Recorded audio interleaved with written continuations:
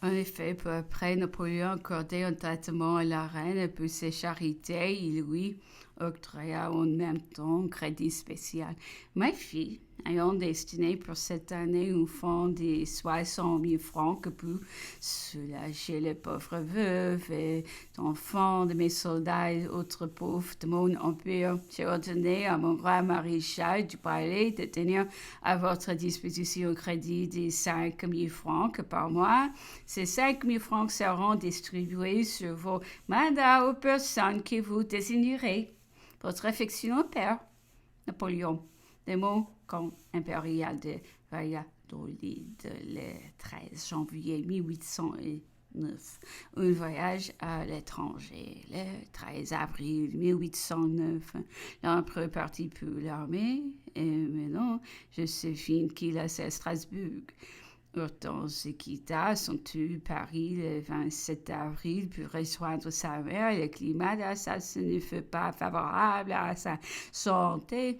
Elle voulut essayer des eaux de bain et se rendit dans cette ville avec ses 2 fils. C'était enfreindre les ordres de l'empereur qui s'opposait ainsi que les jeunes princes sortissant de France sans sa permission. Quand il a pris le faux, il adressa à la reine une lettre que aussi, et qui lui fut transmise par Joséphine.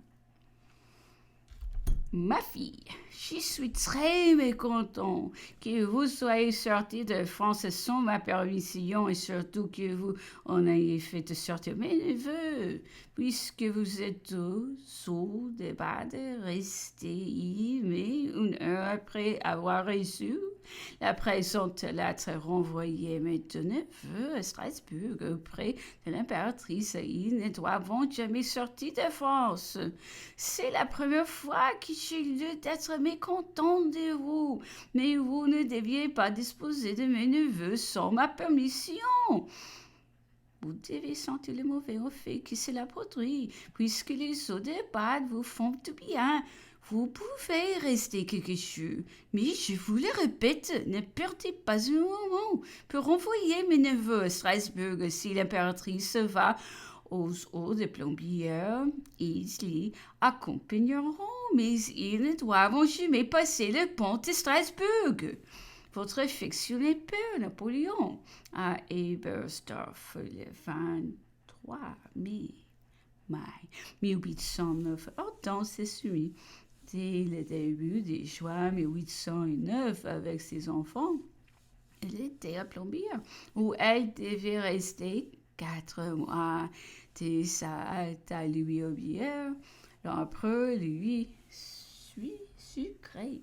Ma fille, j'ai reçu votre lettre Plombière et je verrai ce qui va de commencer. Je prends avec plaisir que les grands-ducs de Berg et les petites se portent bien. Tâchez de vous rétablir entièrement et ne doutez jamais de mes sentiments. Pour fictionner Père Napoléon. Le 19 juin 1809. Retour en Hollande. Après le mariage de Napoléon et de Marie-Louise, un compromis s'établit entre les deux époux. Hortense sont rentrée en Hollande, elle fait ses adieux à l'empereur alors Compiègne le 11 avril 1810 et arrive à Utrecht le 14 avril, à Amsterdam le 24 du même mois. Ma fille, j'ai reçu votre lettre. Je suis bien aisée que vous soyez arrivée avec vos enfants en bonne santé. Je pars demain pour Anvers où je serai le 1er mai. J'aurai là de vos nouvelles. On m'assure que vous êtes content du roi et de la Hollande, ce qui me fait grand plaisir. Votre affectionné père, Napoléon, accompagne Compiègne, le 26 avril 1810. La réunion du roi et de la reine devait être de courte durée. Le 21 mai 1810, Hortense quitte Amsterdam pour les loups. Elle ne reste que quelques jours dans cette résidence royale et le 1er juin, elle se met en route vers Plombières où elle arrive quelques jours plus tard. Elle y reçoit l'affectueuse lettre suivante. Ma fille, Je prendrai avec plaisir votre arrivée à Plombières. Je désire que les eaux vous fassent du bien. Tâchez de vous y amuser. Soignez votre santé et ne vous faites point de chagrin des choses qui ne doivent plus vous en faire. Vous ne devez jamais douter de mon amitié ni de mes sentiments. Votre bien affectionné père Napoléon à Saint-Cloud le 12 juin 1810. L'abdication de Louis. Le 1er juillet 1810, le roi Louis a abdiqué la couronne de Hollande en faveur de son fils. Sous la régence de la reine, Napoléon écrivit à Hortense encore Plombières la lettre qui voici. Ma fille, vous aurez reçu un courrier de Hollande qui vous aura fait connaître les nouveaux actes de folie du roi. Je suppose que vous m'aurez communiqué tout et que vous n'aurez rien répondu jusque-là. Je vous écris.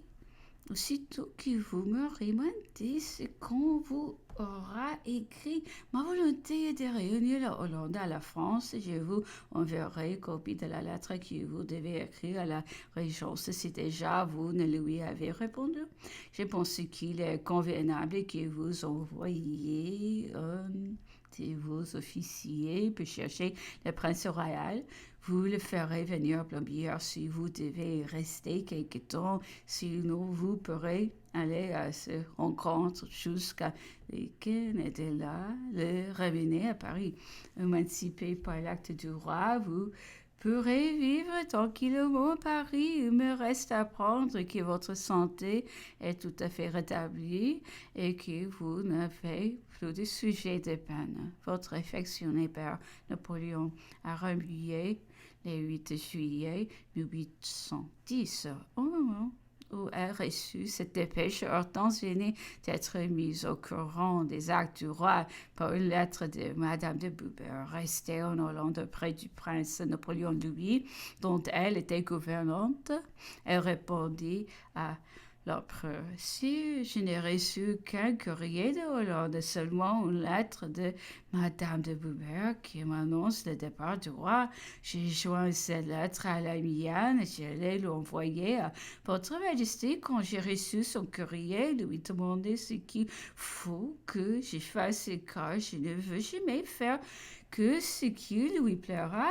J'envoie monsieur de Marmont chercher le prince et l'amener près de moi, puisque votre majesté le permet. Je ne serai pas encore assez bien pour aller jusqu'à là. Cependant, si votre majesté tient à quelque chose et je suis mieux, je ferai toujours ce qui lui sera agréable. La pensée de vivre tranquille près d'elle est ce qui peut me rendre les plus heureuse, et j'ai l'appris de croire que ce sera toujours le vœu de sa fille, Hortense.